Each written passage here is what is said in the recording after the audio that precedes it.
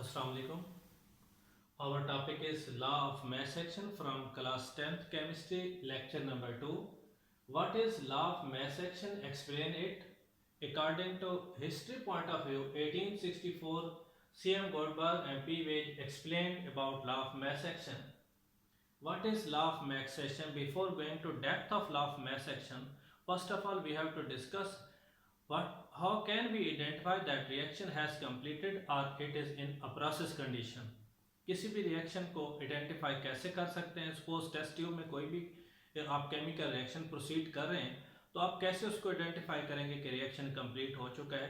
तो उसका हम ये देख सकते हैं कि या तो उसके अंदर कोई स्मेल प्रोड्यूस हो सकती है, प्रेसिपिटेट हो सकता है, कलर चेंज हो सकता है, टेम्परेचर चेंज हो सकता है। इस तरह एक रिएक्शन को हम चेक कर सकते हैं कि रिएक्शन कंप्लीट हो चुका है।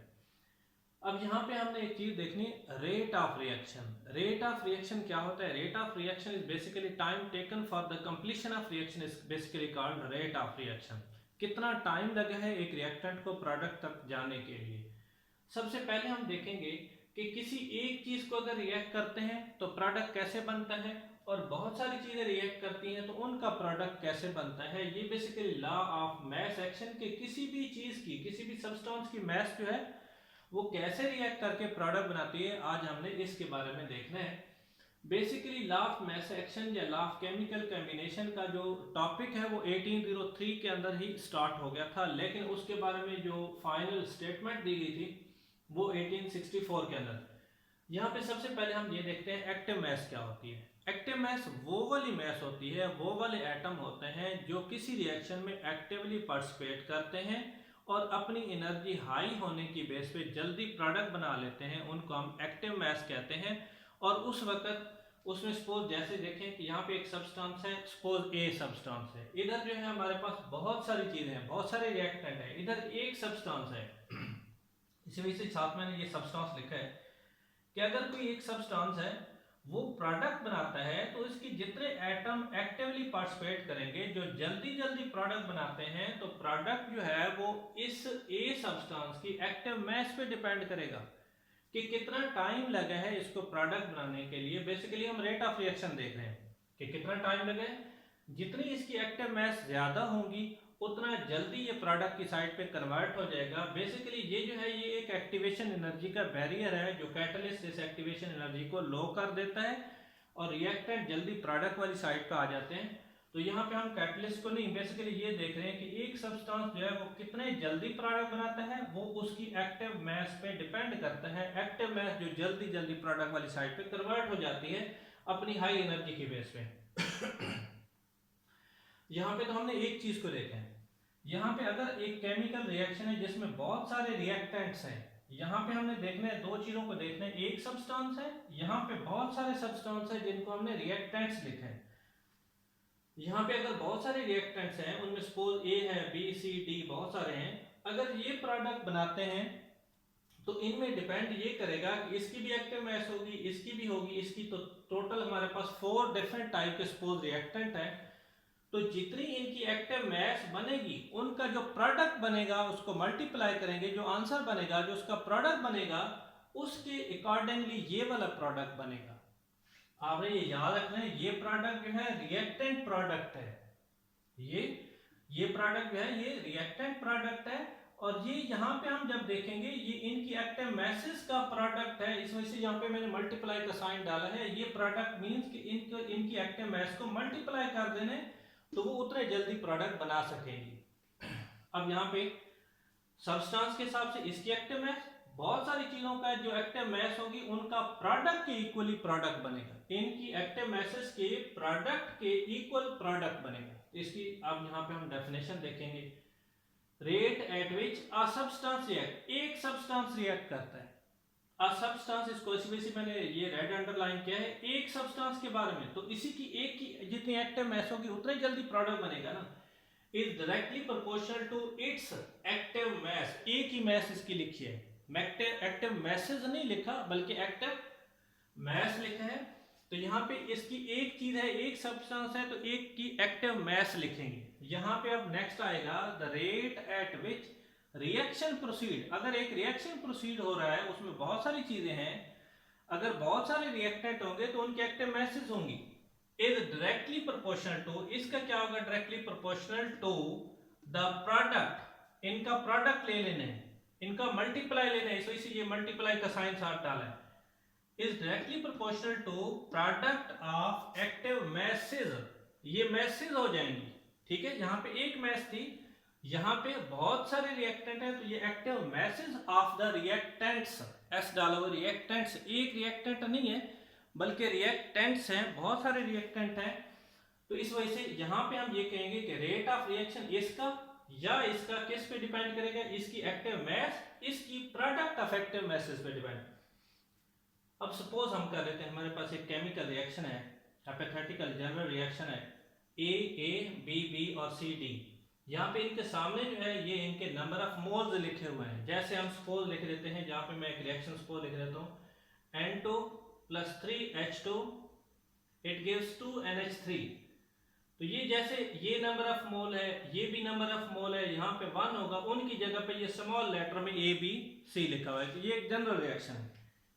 यहाँ पे हम देखेंगे फॉरवर्ड रिएक्शन, अगर ये रिएक्शन एक केमिकल इक्विलिब्रियम कंडीशन में जा चुका है, यहाँ पे ये जो बात हमने की है ना, यहाँ पे हमने बात की है कि कोई जनरल रिएक्शन भी ऐसे हो सकता है, यहाँ पे इसके बाद जो दिया हुआ है वो है अगर एक रिएक्शन रिवर्सिबल है, क्योंकि हमारा जो मेन चैप्टर चल रहा है वो रिवर्सिबल से रेलेवेंट है, अगर रिएक्शन रिवर्सिबल है, यहाँ से एक नया जो सिस्टम शुरू हो रहा है वो रिवर्सिबल के मुताबिक बता रहा है, ये रिवर्सिबल रिएक्शन का साइन है, अगर ये रिएक्शन रिवर्सिबल है तो फॉरवर्ड रिएक्शन जो है वो इनकी एक्टिव मैसेज पे डिपेंड होगा, अगर ये रिएक्शन रिवर्स होता है तो इसकी एक्टिव मैसेज जितनी बनेगी वो इन पे डिपेंडेंट होगा। अगर हम फॉरवर्ड रिएक्शन लिखते हैं तो वो डायरेक्टली प्रोपोर्शनल हो जाएगा ए और बी, और इनके जो कोफिशिएंट है वो एक्सपोनेंट की, ये कोफिशिएंट जो है ये एक्सपोनेंट की फॉर्म में ऊपर लिख देंगे, तो ये फॉरवर्ड रिएक्शन इन पे डिपेंड करेगा, रिएक्टेंट पे डिपेंड करेगा। इसके लिए उसी तरह forward reaction is equal to, और ये के और एफ आ जाएगा, फॉरवर्ड रिएक्शन का कांस्टेंट, इस प्रोपोर्शनैलिटी को खत्म करेंगे तो इसकी जगह पे कांस्टेंट डाल देंगे, साथ उसी तरह ए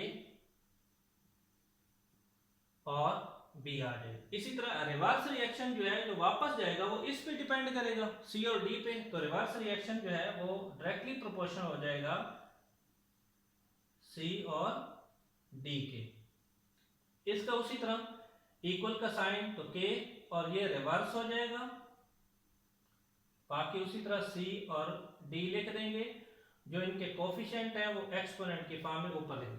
अब अगर ये रिएक्शन इक्विलिब्रियम कंडीशन में आ जाता है, दोनों ये इसका फॉरवर्ड रिएक्शन है और रिवर्स रिएक्शन सेम हो जाता है, जिसके यहाँ पे सपोज इसके 10 एटम इधर आ रहे हैं, 10 एटम इधर भी जा रहे हैं, सपोज इक्विलिब्रियम कंडीशन में आ जाता है, तो हम इसको लिखेंगे यहाँ पे, बल्कि इधर नेक्स्ट इस पे लिख लेते हैं, इसका फॉरवर्ड जो है वो हो जाएगा,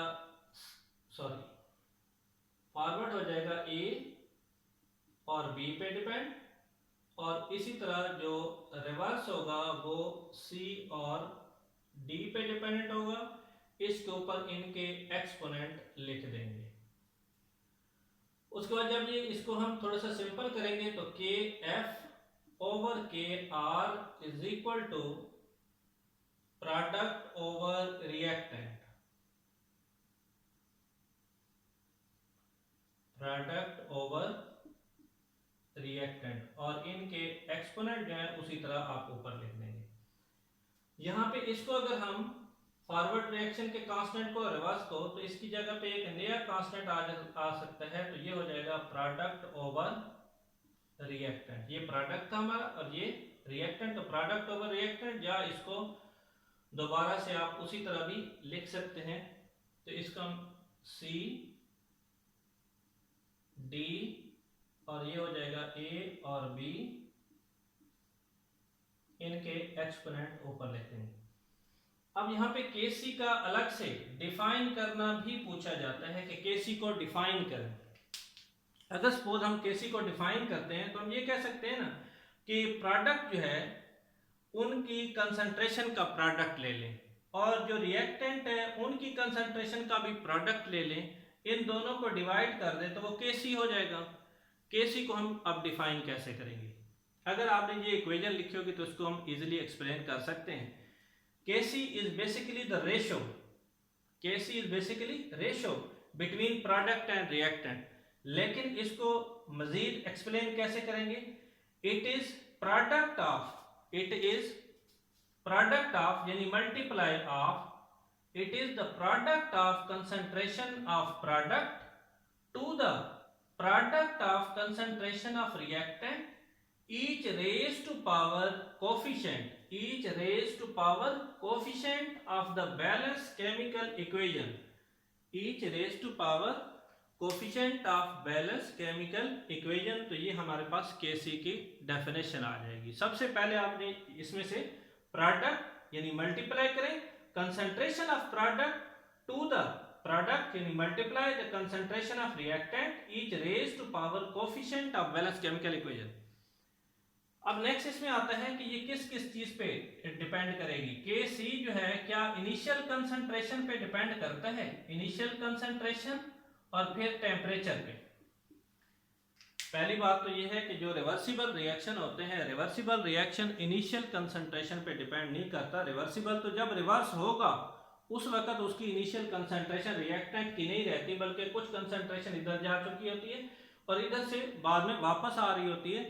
तो Kc हमेशा रिवर्सिबल रिएक्शन का होता है और वो इनिशियल कंसंट्रेशन पे बेस्ड नहीं होता, बल्कि वो प्रोडक्ट ओवर रिएक्टेंट होता है। इसी तरह दूसरा है कि ये टेम्परेचर डिपेंडेंट है या नहीं। टेम्परेचर बढ़ाने से या कम करने से Kc की डायरेक्शन या वैल्यू चेंज हो जाती है। डिपेंड करता है कि वो एक्सोथर्मिक रिएक्शन है या एंडोथर्मिक रिएक्शन है।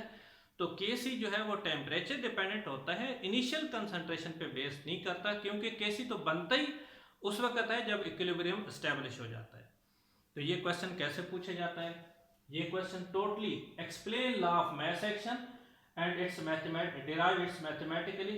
तो ये सारा कुछ मैथमेटिकली आपको लिखना होता है। सबसे पहले इसकी यही जो डेफिनेशन है कि रेट का मतलब क्या है। रेट का मतलब बेसिकली यही होता है कि कितना टाइम लगता है। तो टाइम लगता है ए का अपनी एक्टिव मास और बहुत सारे रिएक्टेंट होंगे तो इनकी एक्टिव मासेस के प्रोडक्ट पे डिपेंड करेगा कि इसका प्रोडक्ट कैसे बनेगा। ठीक है।